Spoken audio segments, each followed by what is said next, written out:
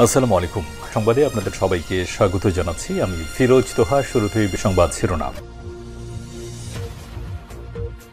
বাংলাদেশের সর্বশেষ গুরুত্বপূর্ণ আপডেট সংবাদে আপনাকে স্বাগত। শুরুতেই সংবাদ শিরোনাম, পরে বিস্তারিত। শুরুতেই জানাবো, শাহবাগসহ ঢাকার বিভিন্ন জায়গায় লোক জমাতের চেষ্টা নেপথ্যে কি। রাজধানী শাহবাগসহ ঢাকার বিভিন্ন জায়গায় জড়ো হয়েছে বিভিন্ন বয়সী কিছু অচেনা নারী পুরুষ। রোববার 24শে নভেম্বর দিবাগত রাত থেকেই তাদের রাজধানীতে জড়ো হতে দেখা গেছে। ঋণ দেওয়ার কথা বলে তাদের ঢাকায় ঢুকানো হয়েছে বলে অভিযোগ পাওয়া গেছে। এরপর জানাবো, মেগা মান্ডে ঘোষণা করে মোল্লা কলেজের অভিমুখে সোহরাওয়ার্দী ও নজরুল ইসলাম কলেজের শিক্ষার্থীরা। শহীদ সোহরাওয়ার্দী কলেজ ও কবি নজরুল ইসলাম সরকারি কলেজে ভাঙচুরের প্রতিবাদে সোমবারকে 25শে নভেম্বর মেগা মান্ডে ঘোষণা করেছে এই দুই শিক্ষা প্রতিষ্ঠানের শিক্ষার্থীরা। এরপর তারা মোল্লা কলেজের অভিমুখে রওনা দেয়। সর্বশেষ খবর পাওয়া পর্যন্ত সংঘর্ষে সোহরাওয়ার্দী কলেজের একজন মৃত্যুর সঙ্গে পাঞ্জা লড়ছে। এবারে জানাবো, আগারগাঁয়ে সড়ক অবরোধ করে ব্যাটারি চালিত রিকশা চালকদের বিক্ষোভ। ঢাকায় ব্যাটারি চালিত রিকশা চলাচলে বিধিনিষেধ আরোপের প্রতিবাদে রাজধানীর আগারগাঁয়ে সড়ক অবরোধ করেছে ব্যাটারি চালিত রিকশা, ভ্যান এবং ইজি বাইকের চালকেরা। এদিকে আবু সাইদকে নিয়ে শেখ হাসিনার ভুয়া দাবি। রিউমের স্ক্যানের প্রতিবেদন। বৈষম্যবিরোধী ছাত্র আন্দোলনে গত 16 জুলাই রংপুরে পুলিশের গুলিতে নিহত আবু সাইদকে নিয়ে এবার শেখ হাসিনা ভুয়া দাবি করেছে। ফ্যাক্ট চেকিং রিউমার স্ক্যান তাদের প্রতিবেদনে জানিয়েছে শেখ হাসিনার দাবিটি ভুয়া। এদিকে বিএনপির নেতাকে সভাপতি না করায় শিক্ষক শিক্ষার্থীকে মারধর, ভাঙচুর। চাঁদপুরের ফরিদগঞ্জে উপজেলা গীতকালীন দেয়া হাজেরা হাসমুদ ডিগ্রি কলেজের এডহক কমিটির সভাপতি পদে নাম প্রস্তাব না করায় কলেজের অধ্যক্ষকে লাঞ্ছিত শিক্ষক শিক্ষার্থীকে মারধর এবং কলেজের বিভিন্ন জিনিসপত্র ভাঙচুর করেছে সাবেক এমপি হারুনুর রশিদের অনুসারী বিএনপি নেতাকর্মীরা।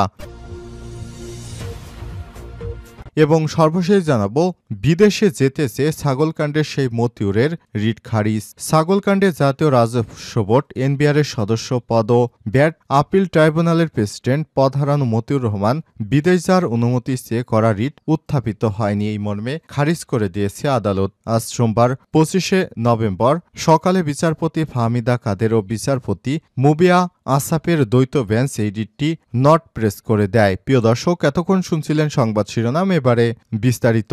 তবে তার আগে বন্ধুরা অনুরোধ থাকবে, সংবাদটিতে একটি লাইক দিন।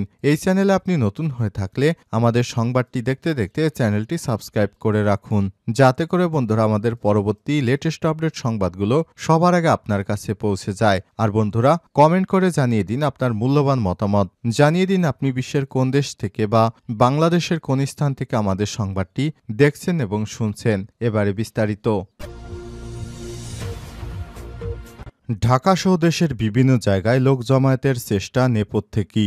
রাজধানীর শাহবাগসহ ঢাকার বিভিন্ন জায়গায় জড়ো হয়েছে বিভিন্ন বয়সী কিছু অচেনা নারী পুরুষ। রোববার 24শে নভেম্বর দিবাগত রাত থেকেই তাদের রাজধানীতে জড়ো হতে দেখা গেছে। ঋণ দেওয়ার কথা বলে তাদের ঢাকায় আনা হয়েছে বলে জানা গেছে।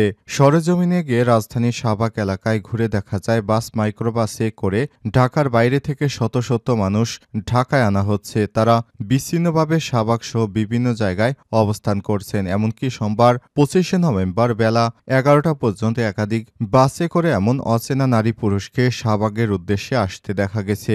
মধ্যবয়সী এসব নারী পুরুষদের সঙ্গে কথা বলে জানা যায় তাদের কেউ কেউ রোববার রাত থেকেই ঢাকায় অবস্থান করছেন। বিনা সুদে 1 লক্ষ টাকা করে ঋণ দেওয়া হবে এমন আশ্বাস নিয়ে পরিচিত ব্যক্তিরা তাদের ঢাকায় এনেছেন। তবে ঢাকায় এসে পরিচিত ওইসব মানুষদের খোঁজ মিলছে না।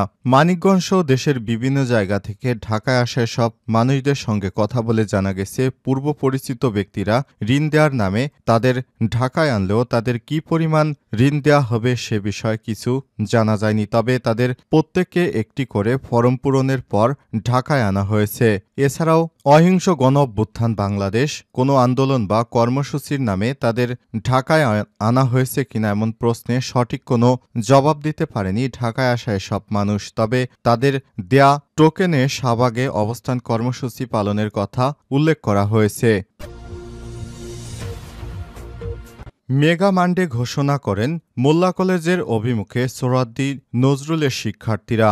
সরকারি শহীদ সোহরাওয়ার্দী কলেজ ও কবি নজরুল সরকারি কলেজে ভাঙচুরের প্রতিবাদে সোমবার ২৫শে নভেম্বর মেগা মানডে ঘোষণা করেছে দুই শিক্ষা প্রতিষ্ঠানের শিক্ষার্থীরা। রোববার ২৪শে নভেম্বর সন্ধ্যার পর থেকে কলেজ দুইটি সহ ঢাবি অধিভুক্ত ৭ কলেজের বিভিন্ন ফেসবুক গ্রুপে এমন প্রচারণা চালাতে দেখা গেছে শিক্ষার্থীদের। সেই ঘোষণা অনুযায়ী সোমবার সকাল ১০টা থেকে সোহরাওয়ার্দী ও কবি নজরুল কলেজের গেটে জড়ো হতে থাকে শিক্ষার্থীরা। প্রতিবেদন লেখা পর্যন্ত কয়েক হাজার শিক্ষার্থী মাহবুবুর রহমান মোল্লা কলেজের দিকে অগ্রসর হচ্ছে। এই দুই কলেজের শিক্ষার্থীরা সেখানে অন্য কলেজের শিক্ষার্থীরাও থাকার সম্ভাবনা রয়েছে। পূর্ব ঘোষিত কর্মসূচি অনুযায়ী সোহরাওয়ার্দী কলেজে হামলা ও ভাঙচুর লুটপাটের প্রতিবাদে সোমবার ২৫শে নভেম্বর ক্যাম্পাস প্রাঙ্গণে বিক্ষোভ মিছিলের ডাক দেন সাধারণ শিক্ষার্থীরা।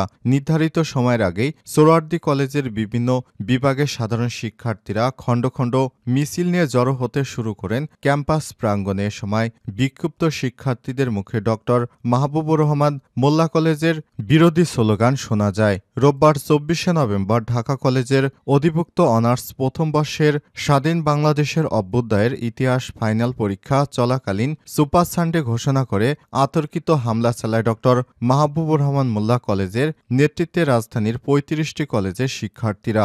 গতকালের হামলার ঘটনায় সোহরাওয়ার্দী কলেজে নিজস্ব গাড়ি, অ্যাম্বুলেন্স, প্রাইভেট কার সহ ২৫টি যানবাহন ভাঙচুর করা হয়েছে এবং গুরুত্বপূর্ণ মালামাল সহ আলমারি ভেঙে নগদ অর্থ লুটপাট করা হয়েছে বলে জানায় কলেজ প্রশাসন। সোহরাওয়ার্দী কলেজের এই ন্যাক্কারজনক হামলা, ভাঙচুর ও লুটপাটের প্রতিবাদে সংবাদ সম্মেলন করে ৭ কলেজের শিক্ষার্থীরা। সংবাদ সম্মেলনে প্রায় ১০ কোটি টাকার ক্ষতি হয়েছে বলে উল্লেখ করে আজকের এই বিক্ষোভ মিছিলের ডাক দেন সোহরাওয়ার্দী কলেজের শিক্ষার্থী লিখন ইসলাম। আগারগাঁয়ে সড়ক অবরোধ করে ব্যাটারি চালিত রিকশা চালকদের বিক্ষোভ। ঢাকায় ব্যাটারি চালিত রিকশা চলাচলে বিধিনিষেধ আরোপের প্রতিবাদে রাজধানীর আগারগাঁয়ে সড়ক অবরোধ করেছে ব্যাটারি চালিত রিকশা, ভ্যান ও ইজি বাইকের চালকেরা। সোমবার ২৫শে নভেম্বর বেলা ১১টার দিকে আগারগাঁও মেট্রো স্টেশনের নিচে সড়ক অবরোধ করে বিক্ষোভে নামেন তারা। এতে যান চলাচল বন্ধ হয়ে আগারগাঁও এবং আশপাশের সড়কগুলোয় তীব্র যানজটের সৃষ্টি হয়। হুঁশিয়ারি উচ্চারণ করে আন্দোলনকারীরা বলেন, হাইকোর্টের রায় পুনর্বিবেচনা না করলে আগামী ৩০শে নভেম্বর কঠোর কর্মসূচি ঘোষণা করা হবে। তাদের দাবি, রিকশা, ব্যাটারি চালিত রিকশা, ভ্যান এবং ইজি বাইক চলাচলে নীতিমালা চূড়ান্ত করার পাশাপাশি এসব যানবাহনের নিবন্ধন ছাড়াও চালকদের লাইসেন্স, রুট পারমিট প্রদান সহ চালকদের প্রশিক্ষিত করে সড়কে শৃঙ্খলা ফিরে আনতে হবে। তাদের ভাষ্য, আন্দোলনকারীদের দাবি, বিকল্প কর্মসংস্থানের ব্যবস্থা না করেই ৩ দিনের নোটিশে অটোরিকশা চলাচল বন্ধ করে দিয়ে সরকার গরিবের পেটে লাথি মেরেছে।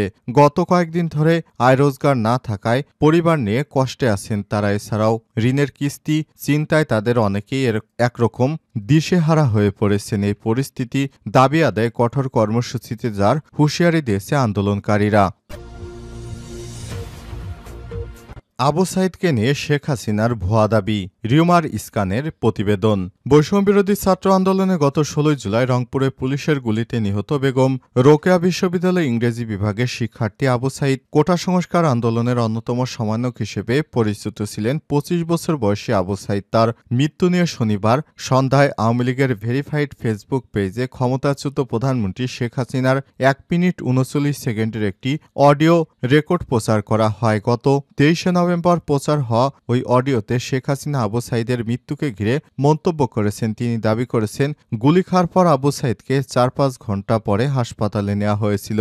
শেখ হাসিনা বলেন, আবু সাইদ গুলি খাওয়ার পর তার সঙ্গী সাথীরা যে তাকে টেনে নিয়ে গেল, কোথায় নিয়ে গেল? যার গুলি লাগবে তাকে তো সাথে সাথে হাসপাতালে নিয়ে যাওয়ার কথা। হাসপাতালে নিলে অপারেশন করবে, বুলেট বের করবে, তাকে বাঁচানোর চেষ্টা করবে। আবু সাইদকে কিন্তু হাসপাতালে নেয়নি, নিয়েছিল ৪-৫ ঘণ্টা পরে। ৪-৫ ঘণ্টা পর হাসপাতালে নেয়ার পর ডাক্তাররা যখন চিকিৎসা করে তখন তার মৃত্যু হয়েছে।